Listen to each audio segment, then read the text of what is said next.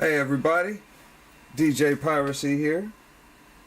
So I've decided today that I'm going to dig into part of the tape collection and show off probably what is my favorite thing to collect tape wise, which is part of New Orleans rap. This is my Big Boy Records collection. Technically this isn't all of it, but it's a good representation of a lot of stuff, and really I just thought I'd go through and talk about some of the things that I've acquired. So we'll start out with this Sporty T, Sporty Talking Sporty. This came out in 1993.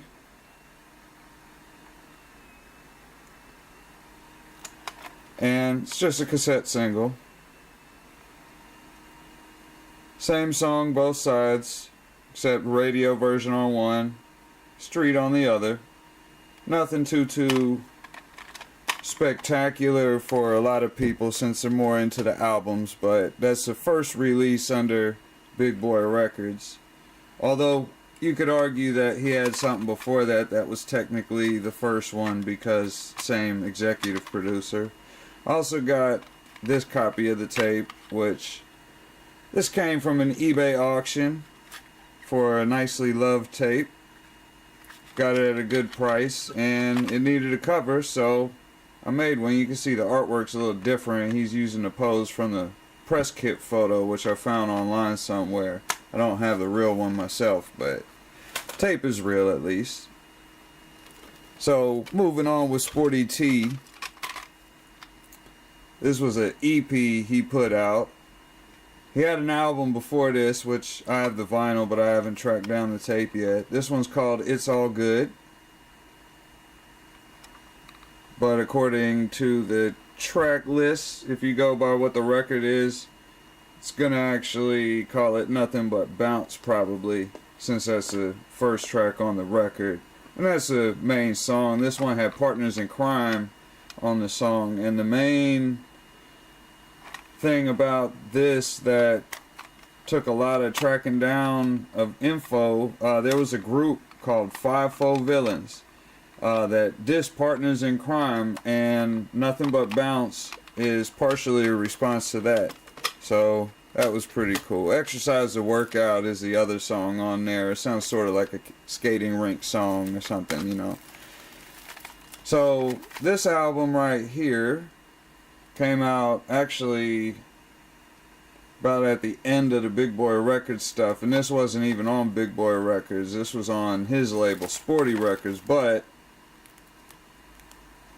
you can see a lot of the songs were on Big Boy projects, although a lot of these weren't either, but Projects in New Orleans, I Say, You Say, Last Call for Bounce, Listen, Talking to You, like all of these songs are actually from this album right here, Street Soldier, which this was one of the very last things to come out on Big Boy Records in the 90s.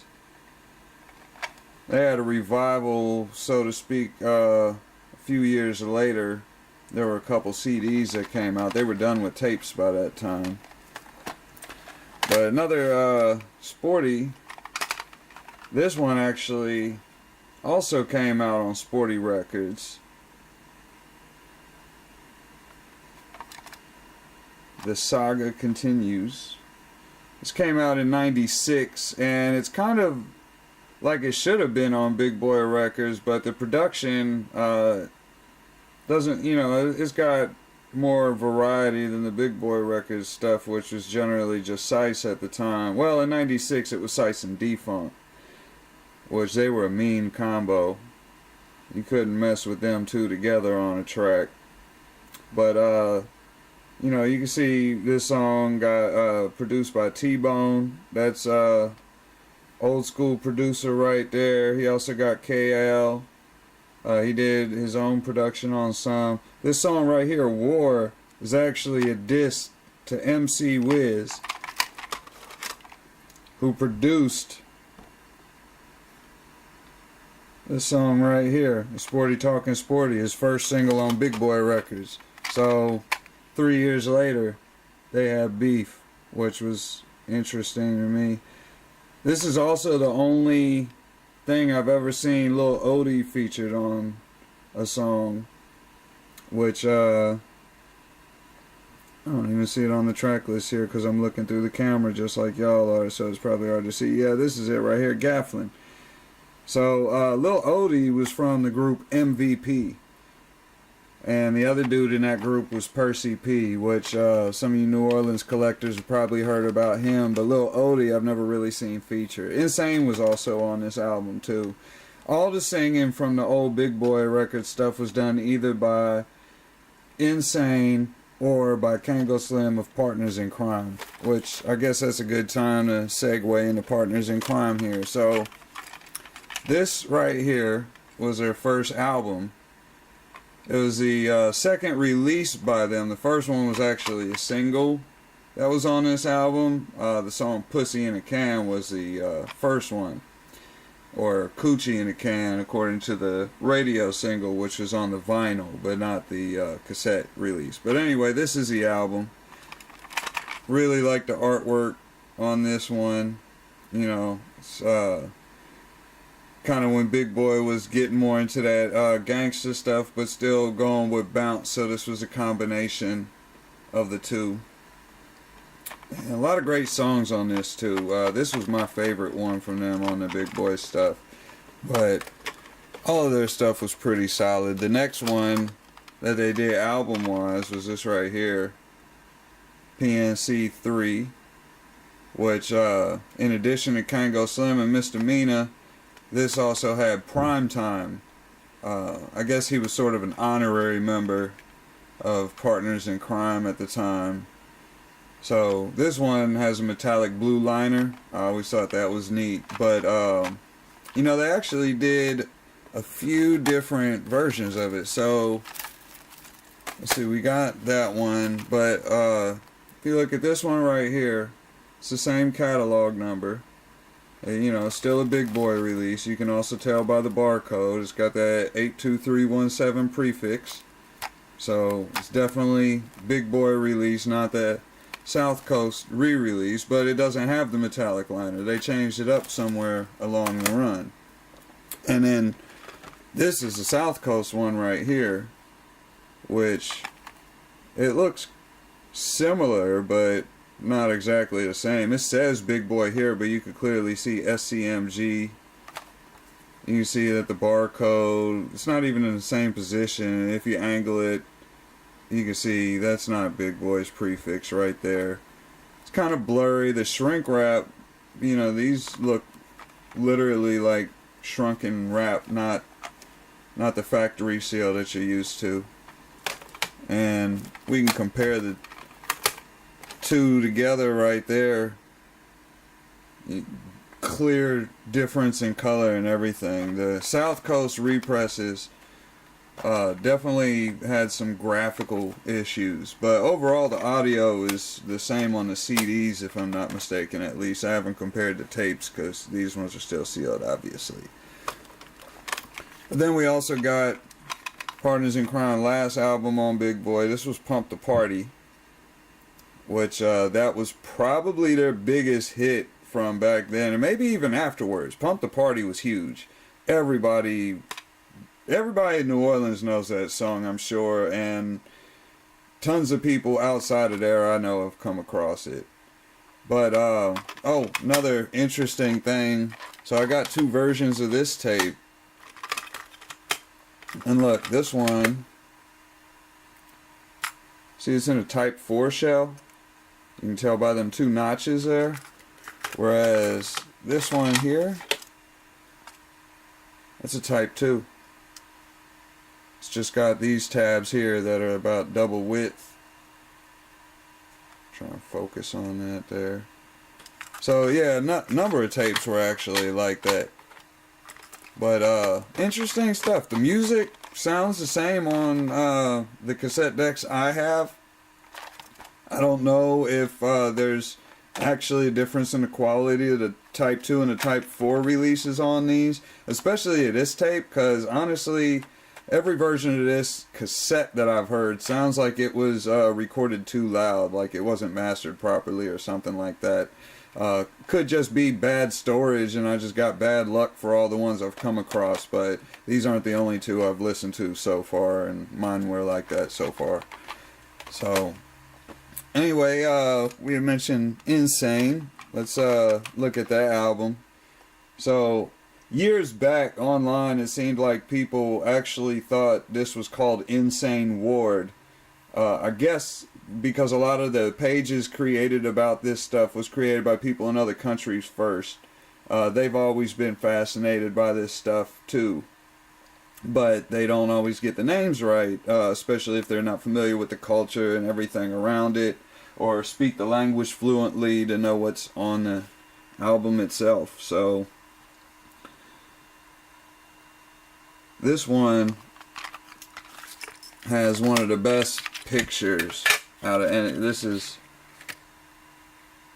the click right here. You got Insane, you got J-Dog and Thread, Size. Like, look at these photos. These are just great stuff of a time period that's way behind us now, but I don't know, I just think that stuff's cool. I remember when this stuff was still coming out, so part of it's nostalgic too, you know. But anyway, the biggest, for sure, artist from Big Boy was Mystikal. So a lot of people regard this as the first album. Technically, this is, I guess, but it's different. I don't have the first version. The first version, though, only difference is it had an intro, and they pulled the intro probably because it had Run DMC sample on it from the label perspective, but I'm not totally sure. I think that intro was actually because they had a really big show where they opened up for him or something, and so that was either a recording of that show or it was recreated to show what that show was like, because that was like a game changer for them getting exposure and, you know, getting their product bigger outside of New Orleans. But yeah, Mystikal, he was the one. He's the one that landed them a deal with Jive for over $1 million. And this was the main single right here, Y'all Ain't Ready Yet, which you can see uses same cover as the reissue of the album, which that's probably why, because they took that old cover out and so they just used the same artwork, I guess. But this song was produced by David D. Funk Falk and Leroy Precise Edwards. And a lot of his material, actually, like you could tell, any of the guitar playing and stuff like that, that's going to be D-Funk. When you hear some instruments being played, the keyboard played, the guitars or whatever, that's D-Funk. Sice would do the sequencing and the drums and all that other stuff. So as a team, you could not mess with these producers, man. They were dominating this sound and made it what it was. And then, you know, things happened. They went some separate ways. So that's not a thing anymore.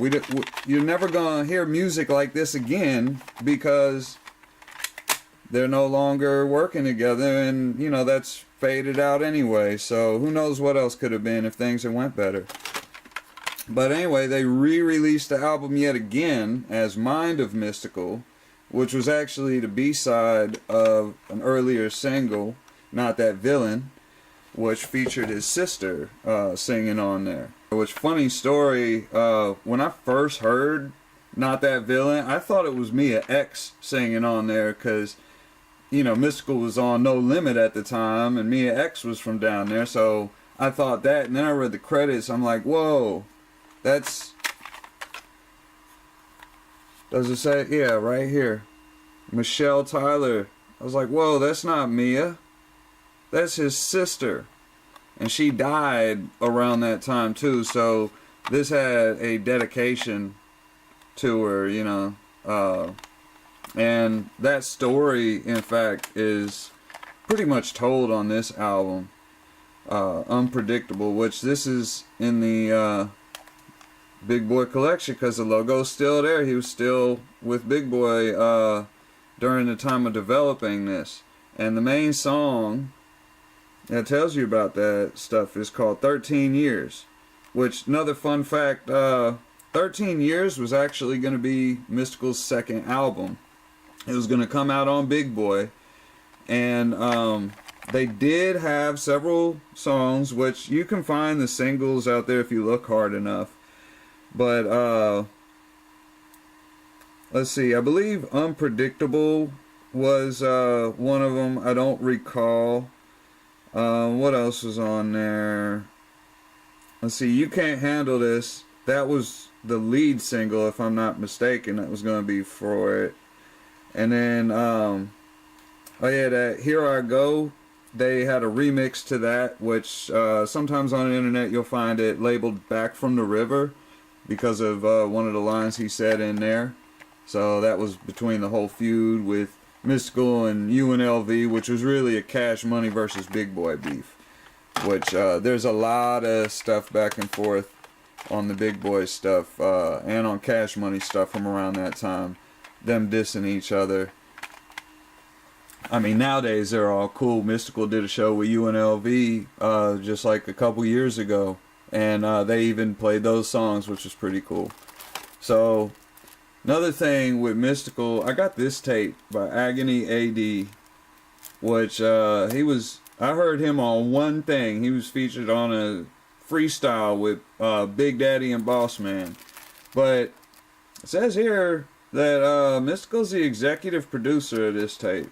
So I just got this. I haven't even opened it yet. I don't know what it sounds like.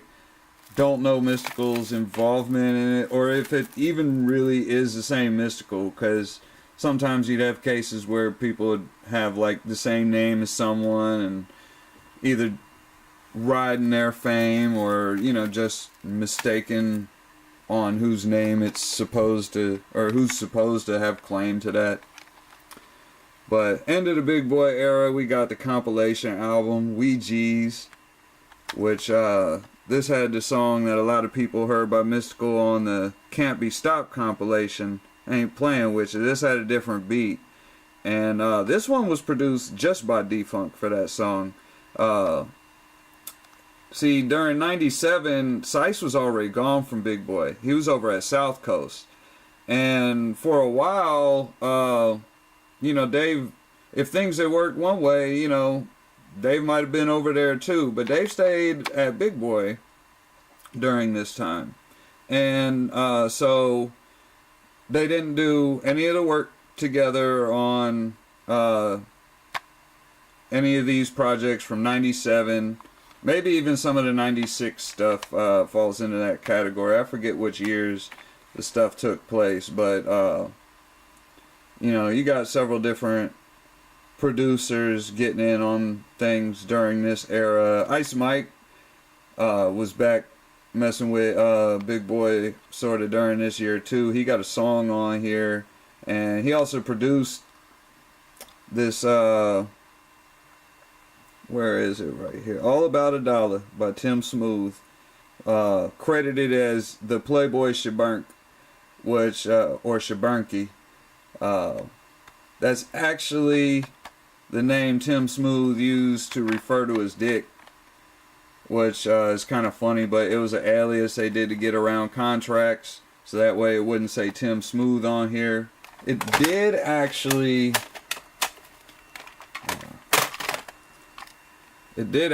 say Tim Smooth on this album, which I guess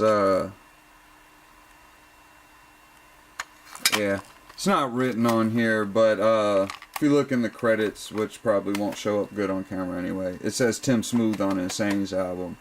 But it says Playboy Shabunky on here. Same with The Doghouse, which was actually a compilation album. This isn't a J-Dog album per se. There's several songs on here that J-Dog is not even on. But Freak Nasty remix right here. That's not credited as Tim, but I mean right here we got number 4 on the album, Freak Nasty, from the Franchise Player. That's the original version, which there's also the Smoking and Rolling got the song too, different version. So anyway, Franchise Player, this was on Mobo after his Rap-A-Lot deal was over, and we got the silver or platinum colored tape, which is pretty cool. And it's also got Mystikal on that tape on the hook. Song with g-slimm, you know, so it's definitely boot camp. And then this is a single for Kaboom, which is gold. I love tapes that do little things to stand out like that. I mean, it's just so cool to me. A lot of y'all probably don't care, you know, just like, hey, where's the music? Sorry, can't play music in these videos. YouTube is taking stuff down. But while we're talking about Tim Smooth, we got this one right here. I didn't even know this exists. I've been collecting Big Boy stuff since the 90s. I still haven't found the MVP tape. I still haven't found Silky's tape. I still haven't found several things. You could tell this case doesn't have all the catalog numbers just in order. But I didn't even know. I thought they skipped a couple numbers in the catalog, which, if I can get this to focus here.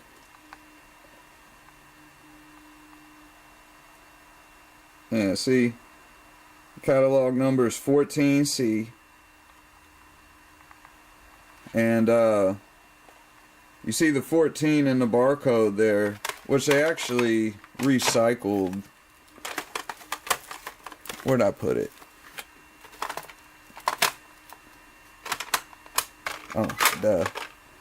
Actually recycled on this one right here. It's all good. Same barcode. So now anybody who scans that barcode, it should return info for this.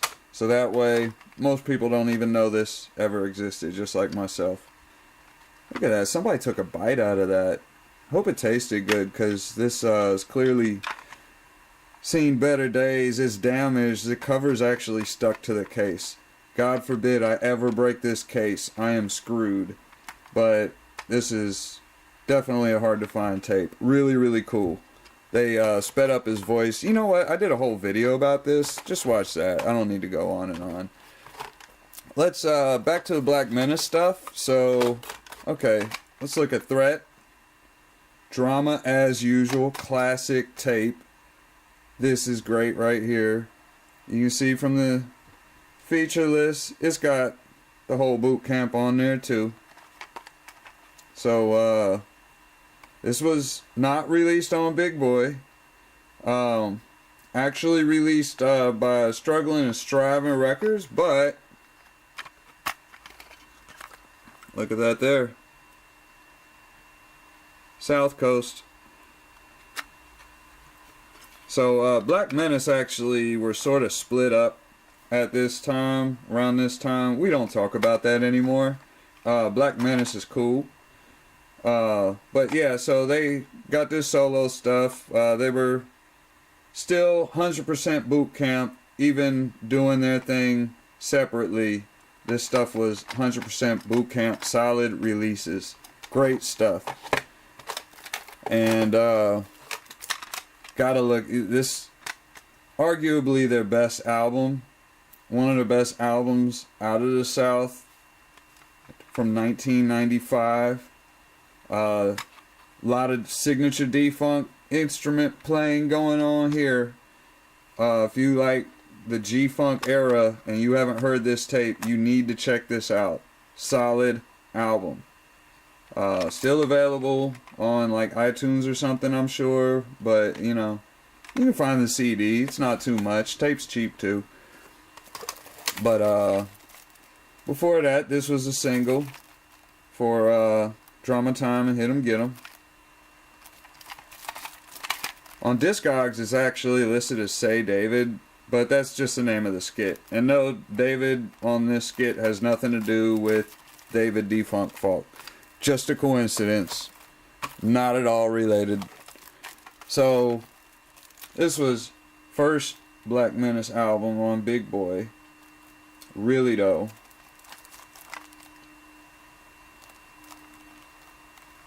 Catalog number is 2. So, this one's still sealed. You should open it. Crack it open, listen.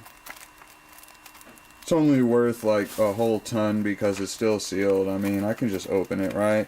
You know what? Let's open it. Nah, we'll save that for later. Nah, I'll do that another time.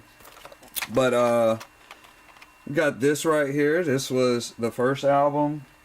First full album that they put out. They had several releases before this. But, GAN, as it's affectionately called.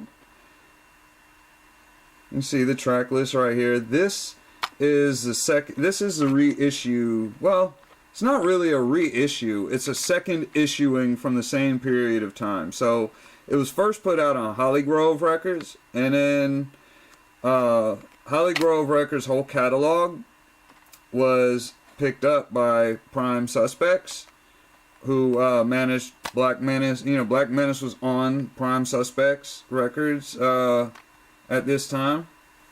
So they just released it also. So it's technically not a reissue, because, you know, in 1992, you could have went into a store and bought either one of these, and it would have been the real deal. Just like some label changing stuff, but should be the exact same audio on both of them. So and see, it's got a track on here produced by DJ Lil Daddy. That's also DJ Baby T from the Ninja Crew. Rest in peace. And then executive producer on Prime Suspects version, that's Gary Holzenthal. A lot of y'all know who he is, but I won't spoil that. That'll be for something else that we get into that. Great guy, though. So, yeah, that's pretty much the Big Boy stuff. Oh, I missed, how could I forget? Fiend. So, this is a custom cover I made because I actually bought this tape. And this is how it came. Now, it says won't be denied. Obviously, it says won't be denied here too. You would think this is the album version of Won't Be Denied, but it's not. This has a totally different track list. So, like, here, look, I'll just compare straight up. Look. Get It On, I Won't Be Denied, No Love, Can't Lose, Vibin', Who's the Man. Over here is Free Like the Wind, Get It On, Vibin', the baddest radio version. Hold On, which is a skit that doesn't even exist on this whole tape. All I See. And for that matter, you know, Vibin' doesn't have Wild Wayne talking on this version. It's just got the instrumental playing. He was added when they got to this version. So I asked Sice about it. He said that this was kind of like a promo that they did, and they didn't change the cover. They just used the one that they had for this, but this wasn't ready to go yet for whatever reason, so this came out. I don't know if they actually sold this in stores, or if it was just like, well, we got them made, let's just go ahead and give them out free. I have no idea. Never found that out.